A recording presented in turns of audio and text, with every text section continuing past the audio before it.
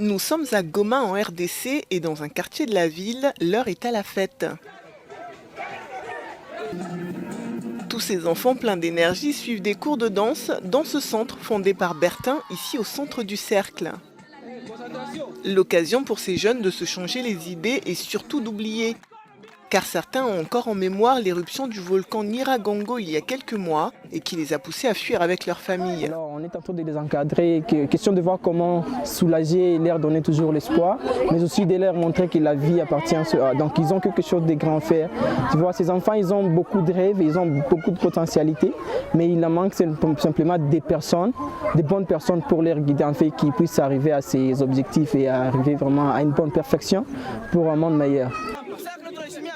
Ici, la danse a des vertus thérapeutiques. Chaque fois, c'est une quarantaine d'enfants qui participent à ces cours. La moyenne d'âge est de 10 ans pour les plus âgés et 3 ans pour les plus jeunes.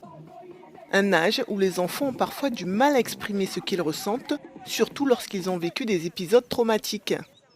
C'est pour cela que Jeannette, mère de 9 enfants, y a inscrit certains d'entre eux. Nous faisons partie des familles et des personnes déplacées. Et comme vous pouvez le voir, les enfants ne vont pas à l'école, ils ne font rien.